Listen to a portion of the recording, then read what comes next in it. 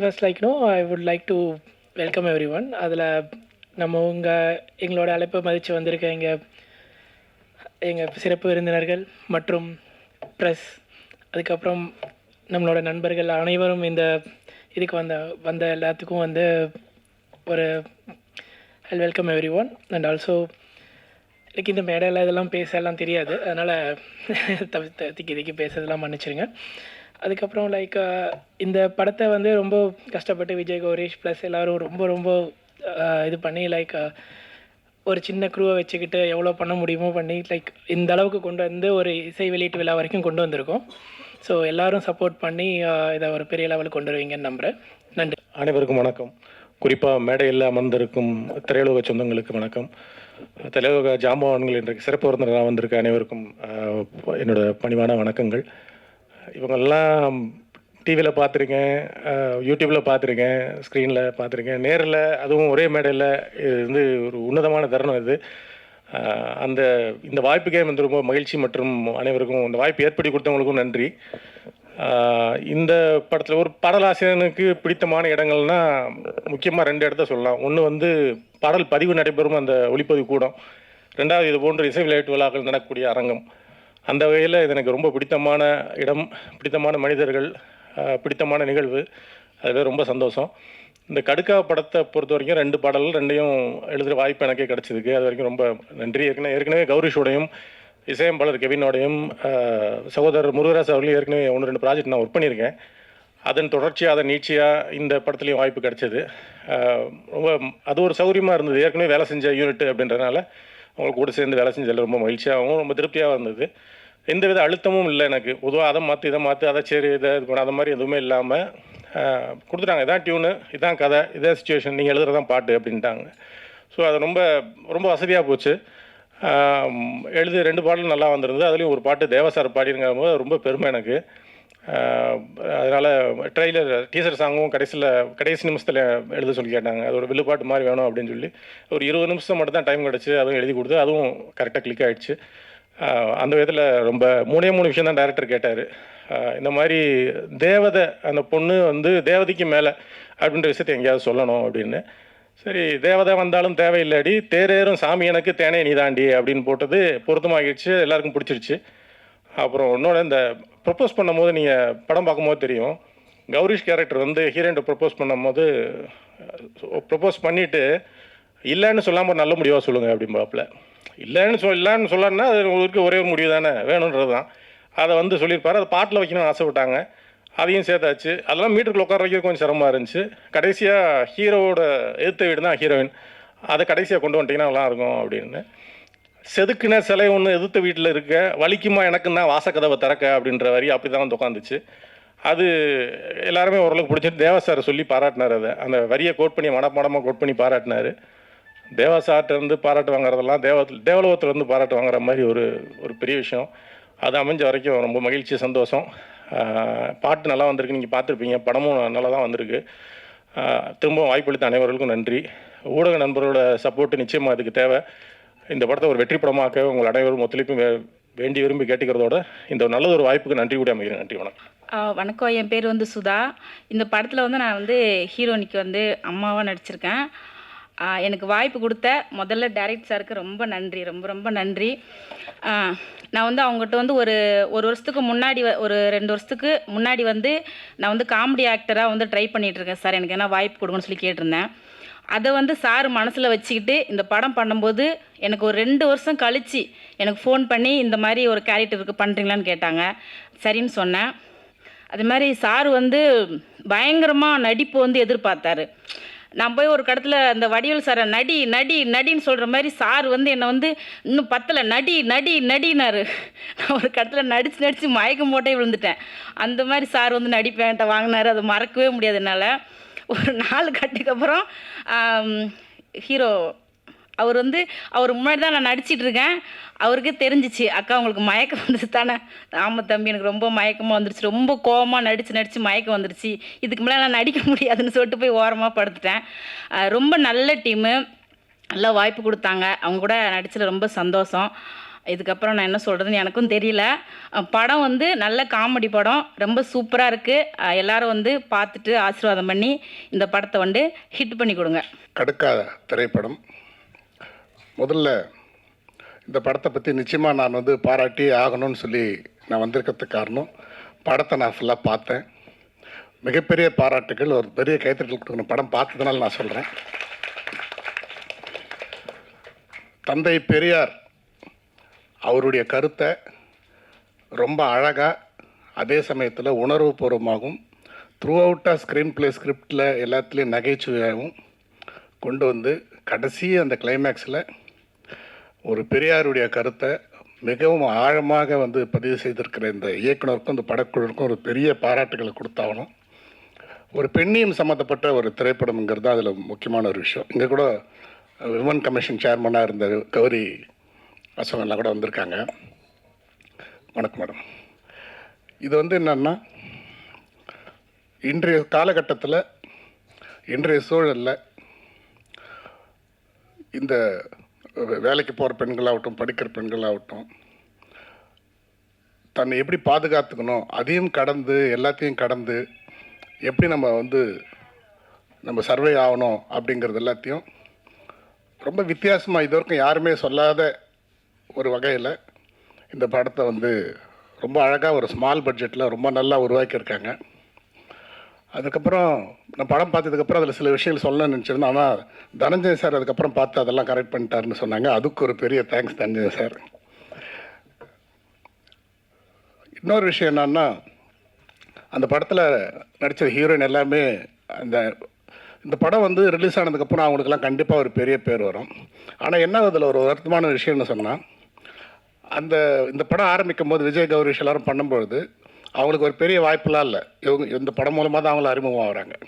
ஆனால் இவர்கள் இந்த கஷ்டப்பட்டு இந்த படத்தை இவ்வளோ தூரம் ஃபைட் பண்ணி, இவ்வளோ தூரம் ப்ரொமோட் பண்ணி எல்லாம் செஞ்சு, இது இன்றைக்கி இவ்வளோ இன்வெஸ்ட் பண்ணி ப்ரொடியூசர், கோ ப்ரொடியூசர்ஸ் எல்லோரும் சேர்ந்து இவ்வளோ கஷ்டப்பட்டு எல்லாம் பண்ணி வந்து இந்த படம் வெளியானதுக்கப்புறம் அந்த ஹீரோயின் எல்லாருக்கும் மிகப்பெரிய பேர் கிடைக்கும்.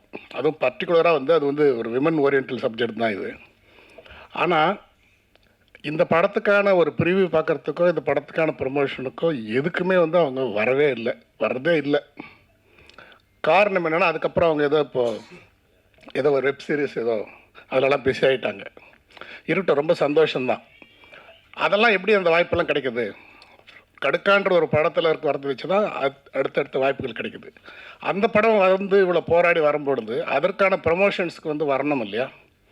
இன்றைக்கி சினிமாவிலே பார்த்திங்கன்னா, இதன் மூலமாக யார் சம்பாதிக்கிறாங்களோ, யார் பலன் பெற போகிறார்களோ, யார் புகழ் பெறுவார்களோ அவர்களெல்லாம் இதற்காக வருவதில்லை. ஆனால் இதில் எந்த வருமானமும் இல்லாமல், இதனால் எந்த புகழுமே கிடைக்காம, என்னுடைய குருநாதர் ஆர்வி உதயகுமார் சார்லேருந்து, பேரரசு சார்லேருந்து, இவங்க எல்லாரும் தான் இன்றைக்கி வந்து இதை என் நண்பர் சவுந்தர் வந்திருக்காரு. சவுந்தர் நடிச்சிருக்கீங்களா? அதில் பாருங்கள், இதில் நடிக்காத என்னுடைய சவுந்தர் வந்திருக்காரு.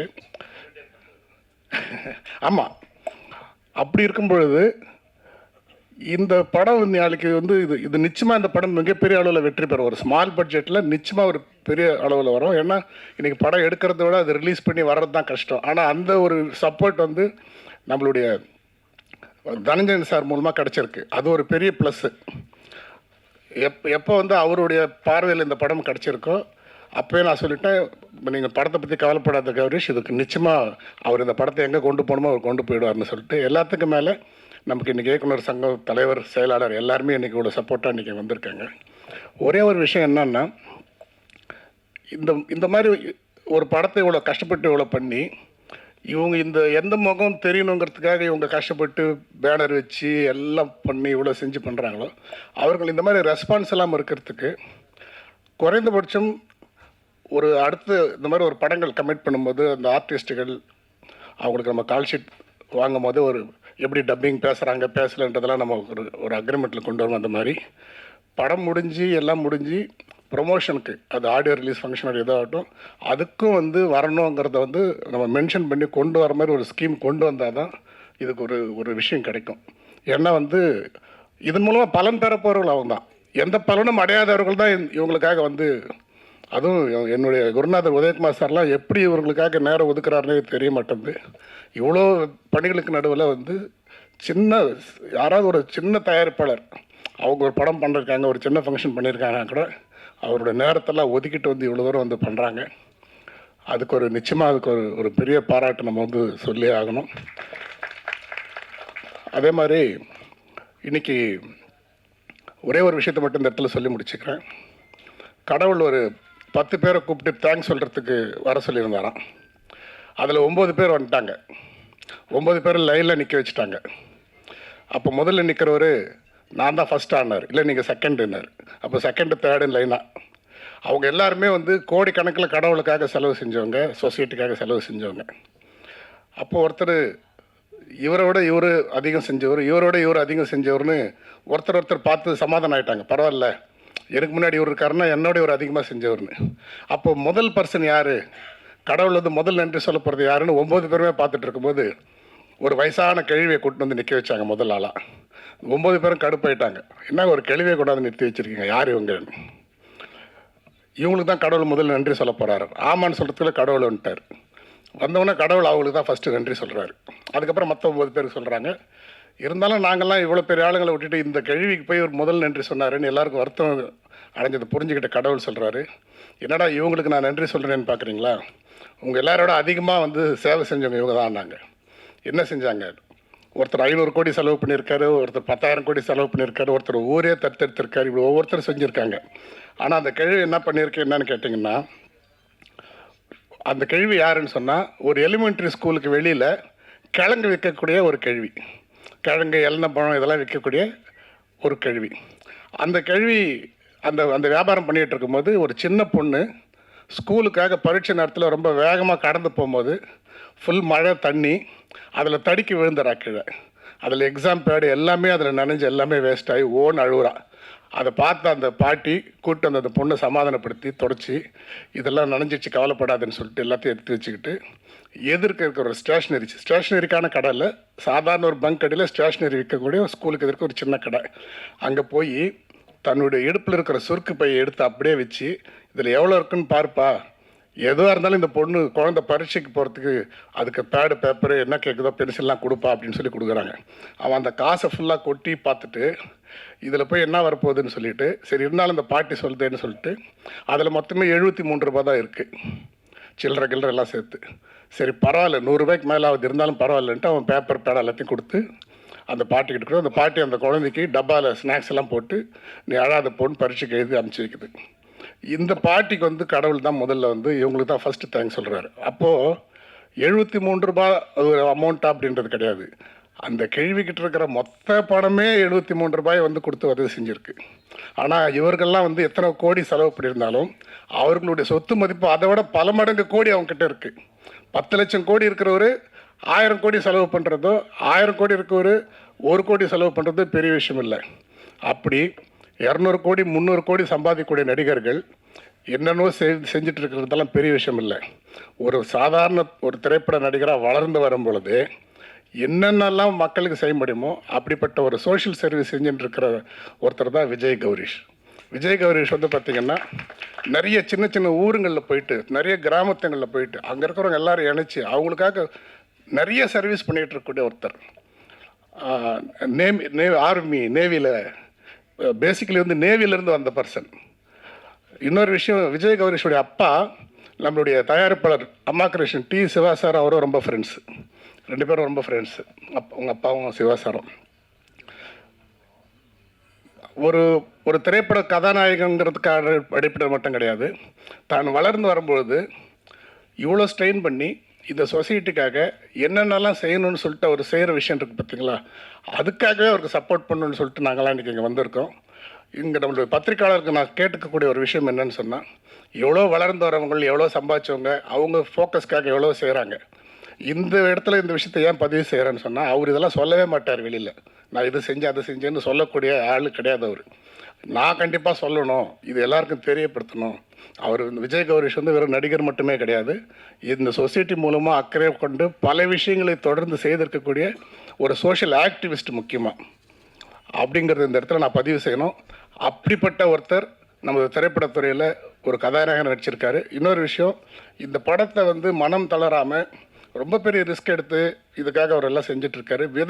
எந்த அளவுக்கு இதை ப்ரொமோஷன் பண்ண முடியுமோ அத்தனை விதமான இதுக்கு வந்து அது போஸ்டர் ரிலீஸ் பண்ணுறது, அப்படி பண்ணுறது, சாங் ரிலீஸ் பண்ணுறது, ட்ரெய்லர் ரிலீஸ் பண்ணுறது, அதுக்கு ஒருத்தரை கூப்பிட்டு ஷூட் பண்ணுறது மாதிரி தொடர்ச்சியாக விடாமுயற்சியாக பண்ணிகிட்டே இருக்கார்.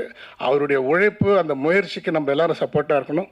குறிப்பாக பத்திரிகையாளர்கள் இது மாதிரி உண்மையான சமூக அக்கறைக்காக, ஒரு பப்ளிசிட்டிக்காக இல்லாமல் உண்மையான சமூக அக்கறைக்காக இது போன்ற சமூக பணியில் ஈடுபடக்கூடிய கலைஞர்களை நாம் நிச்சயமாக சப்போர்ட் பண்ணணும்.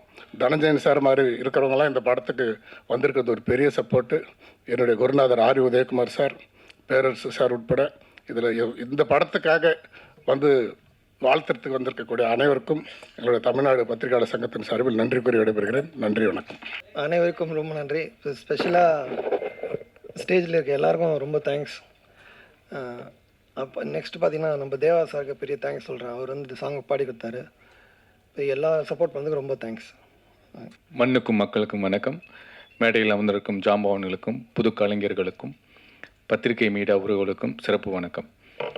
கடுக்கா இந்த பாடல், இந்த படத்தோட பாடல் வெளியீட்டு விழாவுக்கு வரணும்னு சொல்லி என்னை அழைச்சதுக்கு PRO ஆனந்த் அவர்களுக்கு நன்றி. ஒரு நல்ல படம், உண்மையிலே வந்து ஒரு குவாலிட்டியான படம் நான் சொல்லுவேன். எல்லாருமே நல்லா வேலை செஞ்சுருக்காங்க. Director, cinematographer, music director, editing ரொம்ப ரொம்ப நல்லா இருந்தது. எனக்கு ரொம்ப பிடிச்சிருந்தது எடிட்டிங் அண்ட் மியூசிக். ஆக்டர் எல்லாமே சூப்பராக பண்ணியிருந்தீங்க. குவாலிட்டியான படம், ரசிக்க முடிஞ்சது. சாங்கை தான் காம்பேரர் சொன்ன மாதிரி, சிம்மையா சொன்ன மாதிரி பாட்டு முடிஞ்சோடனே ஐயையோ அப்படின்ற மாதிரி முணுமுணுக்க ஆரம்பித்தோம். அந்தளவுக்கு ரொம்ப அழகாக இருந்துச்சு சார். என் பக்கத்தில் உட்காந்து ஒரு பெரிய லிஸ்ட்டு வச்சுருந்தாரு. எப்படி கம்மியாக பேசிட்டு போனால் தெரியல. எனிவே சூப்பராக இருந்துச்சு சார். மியூசிக் எல்லாமே சூப்பராக இருந்தது. அண்ட் எனக்கு இந்த ஐடியா பிடிச்சிருந்தது. ஏன்னா காரணம் தனஞ்சயன் சார் இங்கே இருக்கார். அவர் ஒரு விக்கிபீடியா, என்சைக்ளோபீடியா நம்ம சினிமா, தமிழ் சினிமாவில் அப்படி கூட சொல்லலாம். அவர் இந்த படத்தை எடுத்தது முதல் வெற்றி. அண்டு அவர் ப்ரமோஷனே டிஃப்ரெண்ட்டாக இருக்கும். எங்களுக்கு 10 தலைக்கு அவர் தான், எங்கள் படத்துக்கு அவர் தான் ப்ரமோஷன், அந்த ஃபுல்லாக ஐடியா, அந்த பிளானிங் எல்லாம் எக்ஸிக்யூஷன்லாம் ஷேர் பண்ணாங்க. அந்த ஃபஸ்ட்டு சாங் 20 மினிட்ஸ் அந்த ஒரு கிராமிய சாங் மாதிரி வில்லுப்பாட்டு மாதிரி போட்டீங்க. சூப்பராக இருந்துச்சு சார். ஸோ கண்டிப்பாக இந்த படத்தில் ஒர்க் பண்ண எல்லாருக்கும் என்னுடைய மனமார்ந்த வாழ்த்துக்கள். இந்த படத்தை கண்டிப்பாக எல்லாம் சப்போர்ட் பண்ணி பாருங்கள். ஒரு விஷயம் எனக்கு தோணுச்சு சார், தயாரிப்பாளர்களுக்கு நான் சிங்கப்பூரில் வேலை பார்க்கும்போது ஃப்ரைடே, சாட்டர்டே, சண்டே வந்து நாங்கள் படம் பார்க்க போனோன்னா 2 படம் டிக்கெட் எடுத்தோன்னா 3ஆவது படத்துக்கு ஃப்ரீ சார் டிக்கெட்டு. அந்த மாதிரி ஒரு நாளில் 2 டிக்கெட் எடுத்தால் 1 டிக்கெட் ஃப்ரீ ஒரு ஆளுக்கு. ஐ திங்க் இந்த மாதிரி ஸ்மால் பட்ஜெட் படங்களுக்கு, புதுமுக நடிகர் படங்களுக்கு ஒரு 10 டிக்கெட் எடுத்தீங்கன்னா ஒரு 5 டிக்கெட் ஃப்ரீயாக சொன்னீங்கன்னா கூட பீப்புள் வில் கம். அந்த ஒரு அட்ராக்ஷன் இருக்கும். ஓகே, நல்லா இருக்குன்னு தெரியும் போது ஒரு 10 டிக்கெட் கிடைக்கும் போது ஒரு 5 டிக்கெட் எக்ஸ்ட்ரா கிடைக்குதுன்னு வந்து பார்ப்பாங்க அப்படின்னு தோணுது. பார்த்ததுக்கப்புறம் இன்னும் நிறைய பேர் வருவாங்கன்னு தோணுது எனக்கு. மேபி தயாரிப்பாளர்கள் இதை கொஞ்சம் கன்சிடர் பண்ணிங்கன்னா நல்லாயிருக்கும். எகெயின் படத்தில் ஒர்க் பண்ண எல்லாருக்கும் என்னுடைய மனமார்ந்த வாழ்த்துக்கள். நல்லதே நினைப்போம், நல்லதே விதைப்போம், நல்லதே நடக்கும். நன்றி, வணக்கம். இங்கே மேடையில் உட்காந்துருக்கிற எல்லாருமே என்னோட இன்ஸ்பிரேஷன்ஸ். ஆக்சுவலாக நான் ஒரே மேடையில் அதுவும் இந்த கடுக்கா படத்தோட ஃபங்க்ஷனில் இப்படி ஒரே டைமில் பார்ப்பேன் நான் எதிர்பார்க்கவே இல்லை. அதுக்கு கடவுளுக்கும் நன்றி சொல்லிக்கிறேன், என்னோட தாய் தந்தை எல்லாத்துக்கும் நன்றி சொல்லியிருக்கிறேன். ஆர் உதயகுமார் சார், நாங்களாம் சின்ன பையனாக இருக்கும்போது நீங்களாம் ஹிட் ஆனதுக்கு காரணமே நாங்கள் தான் கை தட்டி படம் பார்த்துட்டு இருந்தோம். பேரரசு சார், ஹீரோ வரோ இல்லையோ உங்களோட என்ட்ரி எப்படின்னு எல்லாரும் எதிர்பார்க்க ஆரம்பிச்சிட்டோம் நாங்கள் எல்லாருமே, நீங்கள் ஒவ்வொரு டைம் ஃப்ரேமில் வரும்போது. சிவிகுமார் சார், சின்ன படங்களுக்கு சப்போர்ட் பண்ணுறதுக்குன்னு ஒருத்தர் தமிழ் சினிமாவில் புதுசாக ஒருத்தர் என்ட்ரு ஆகிருக்காருன்னு ஒரு பெரிய பிரம்மாண்ட விழாவே எடுக்கலாம். அப்படிப்பட்ட ஒரு ஆள் சிவிகுமார் சார். ஏன்னா நான் எதிர்பார்க்கவே இல்லை. இன்றைக்கி சார்கிட்ட கால் பண்ணி சொன்ன காலில் கண்டிப்பாக சின்ன படம்னா கண்டிப்பாக சப்போர்ட் பண்ண வரேன் அப்படின்னு சொல்லியிருந்தாரு. சுபாஷ் சார், இந்த படம் பார்க்கும்போதே சாருக்கு ரொம்ப பிடிச்சிருந்துச்சு. ஆரம்பத்துலேருந்து ரொம்ப சப்போர்ட் பண்ணிகிட்டே இருக்கிற சுபாஷ் சார், வந்ததுக்கு ரொம்ப நன்றி சார். சௌந்தரண்ணே, வந்தோடனே பார்த்தோன்னே சொன்னார், இந்த நேட்டிவிட்டி உள்ளே போயிடுச்சு, படத்துக்குள்ளே கிராமத்துக்குள்ளே போன மாதிரி இருந்தது. அவரோட ஐடியாஸ் எல்லாமே சொல்லிட்டு இருந்தார். மெயினாக இப்போ தவைக்கல் இறஞ்சிருக்காரு, அதுக்கு மெயினாக வாழ்த்துக்கள். தொடர்ந்து சமூக சேவை செஞ்சிட்ருக்காரு. சினிமாலையும் 2 பேரையும் ஓட்டிகிட்டு இருக்காரு, அதுக்கு வாழ்த்துக்கள்ண்ணே. எங்கள் படத்தோட டீம், எனக்கு வாய்ப்பளித்த இயக்குனர் முருகராஜ் அண்ணன், producer Anand sir, Kannan master, எல்லாருமே நிலவை பார்த்து பண்ணேன். இந்த பாட்டு வந்து ஆக்சுவலாக 2 பாட்டுமே தேவாசரோட ஆசீர்வாதத்தில் ஹிட் ஆனது. மக்களுக்கும் நான் நன்றி சொல்லிக்கிறேன். ப்ரெஸ் அண்ட் மீடியா மெயின், ஏன்னா அவங்க தான் மே மாதம் ஃபுல்லாக நாங்கள் இந்த பாட்டு ரிலீஸ் பண்ணோம் எவ்வளோ சப்போர்ட் பண்ணி ஷேர் பண்ண முடியுமோ எல்லாம் ஷேர் பண்ணாங்க. மியூசிக் டைரக்டர் கெவின் இந்த படத்துக்கு ஆரம்பத்துலேருந்து எண்டிங் வரைக்கும் இப்போ வரைக்கும் சப்போர்ட் பண்ணிட்டு இருக்காரு. ஏன்னா டீசரில் நாங்கள் ஒரு 1 வீக்கில் இப்போ போடணும்னு சொன்னோன்னே உடனே ஒரு பாட்டு ரெடி பண்ணி உடனே டியூன் போட்டு அது எல்லாத்துக்கும் பிடிக்கிற மாதிரி அதை ஹிட் பண்ணிட்டாரு. அப்புறம் இந்த படத்தில் ஆர்டிஸ்ட் சுதாக்கா, அப்போ எல்லாருமே இந்த படத்துக்கு எவ்வளோ சப்போர்ட் பண்ண முடியுமா சப்போர்ட் பண்ணிட்டு இருந்தாங்க. ஏன்னா இப்போ இது வந்து புதுமுக நாயகனா இப்போ நான் வரணுங்கும்போது இவ்வளோ பேர் சப்போர்ட் பண்ணி எனக்கு பண்ணுவாங்கன்னு எதிர்பார்க்கவே இல்லை. ஏன்னா இது நான் மெயினாக நன்றி தான் எல்லாத்துக்கும் நான் சொல்ல கடமைப்பட்டிருக்கிறேன். ஏன்னா இது ஃபர்ஸ்ட் லுக் போஸ்டர்லேருந்து எஸ்ஏசி சார்லேருந்து பார்த்திபன் சார், விக்ரமராஜா சார், இருக்கிற செலிபிரிட்டிஸ் எல்லாருமே எனக்கு ஷேர் பண்ணிட்டு இருந்தாங்க. ஜேம்ஸ் வசந்தன் சார்லேருந்து இதில் நான் எதிர்பார்த்ததே இல்லை. எல்லாருமே படம் நல்லா அந்த ஃபர்ஸ்ட் லுக்கே எனக்கு ரொம்ப பிடிச்சிருக்குது அப்படின்னு சொல்லி Sudhish sir, LK Sudhish sir உட்பட எல்லாரும் பாராட்டிட்டு இருந்தாங்க. இன்ஃபேக்ட் பாக்கியராஜ் சார்னால வர முடியல, அவர் கண்டிப்பாக என்னோட விஷயத்தை சொல்லுங்கன்னு சொல்லியிருந்தாரு. ஸோ அவருக்கு ரொம்ப நன்றி சார். செல்வமணி சாரும் நேற்று ஃபோன் பண்ணி சொல்லியிருந்தேன், ஒரு சில இஷ்யூஸ்னால இன்னைக்கு வர முடியல, ஒரு அவுட் ஆஃப் ஸ்டேஷனு. ஸோ என்னை பாராட்டின எல்லாத்துக்குமே என்னோட நன்றி மட்டும்தான் என்னால் சொல்ல முடியும். ஏன்னா இப்போ இந்த கடுக்கா படம் வந்து நீங்கள் கிராமத்து படம், பட் அதில் என்ன இருக்குது அப்படின்னு நீங்கள் பார்த்தீங்கன்னா அதில் நாங்கள் ட்ரெய்லர்லையும் டீசர்லையும் காட்டாத ஒரு கண்டென்ட் உள்ளே வச்சுருக்கணும். ஆக்சுவலாக அது நீங்கள் எல்லாருமே படம் பார்க்கும்போது அவங்களுக்கு அது புரியும். ஏன்னா எங்கள் படம் இப்போ நீங்கள் நினைக்கிற மாதிரி பெரிய பிரம்மாண்டம், இந்த ரத்தம் தெறிக்க தெறிக்க அப்படிம்பாங்களா அந்த மாதிரி படமோ, இல்லை பெரிய ஸ்க்ரீனில் ஒரு 2 பீஸில் ஒரு ஹீரோயின் நடக்க ஓட்டுற அந்த மாதிரி ஒரு பிரம்மாண்ட படமெல்லாம் இல்லை. எங்களோட பிரம்மாண்டம் கதையில் இருக்குது. அந்த கதையில் தான் நாங்கள் அந்த பிரம்மாண்டத்தை வச்சுக்கிறோம். அது நீங்கள் படத்தை பார்க்கும்போது உங்களுக்கே புரிஞ்சிடும். ஆக்சுவலாக அதுக்கு நான் இயக்குனருக்கு நான் இன்னொரு டைம் நான் நன்றி சொல்லிக்கிறேன். அப்படிப்பட்ட ஒரு பிரம்மாண்ட கதையுள்ள ஒரு படத்தை, ஏன்னா சொல்லுவாங்க எல்லாருமே ஃபைட்டு வேணுமா ஃபைட் இருக்குது, சாங்கு வேணுமா சாங் இருக்குது, காமெடி வேணுமா காமெடி இருக்குதுன்னு கேட்டுகிட்டே இருப்பாங்களா. முதல்ல படம் பண்ணும்போது கதை வேணுமா, கதை முதல்ல படத்தில் இருக்குதா அப்படிங்கிறத நீங்கள் நோட் பண்ணணும். எல்லாமே கேட்குறீங்க சாங்கு வேணும் காமெடி வேணும்ன்ட்டு, கதை முதல்ல இருக்கான்னு நீங்கள் பார்த்துட்டிங்கனாவே அதுக்கான ஒரு நல்ல திரைக்கதை கண்டிப்பாக அந்த படம் ஹிட் ஆகும். ஏன்னா அது சின்ன படம் பெரிய படம்லாம் நாங்கள் வந்து டிஃப்ரென்ஷியேட் பண்ண விரும்பலை. ஏன்னா நாங்கள் ஒரு நல்ல படம் கொடுத்துருக்கோம், ஆடியன்ஸ் என்ஜாய் பண்ணுற மாதிரி ஒரு நல்ல ஃபன்னாக ஒரு ஜனரஞ்சகமான படம். ஸோ அந்த எல்லோரும் நீங்கள் பார்த்து மெயினாக ப்ரெஸ் அண்ட் மீடியா பார்த்து எங்களுக்கு சப்போர்ட் பண்ணணும். ஸோ எனக்கு வாய்ப்பளித்த எல்லாத்துக்கும் நான் நன்றி தெரிவிச்சுக்கிறேன். Thank you so much.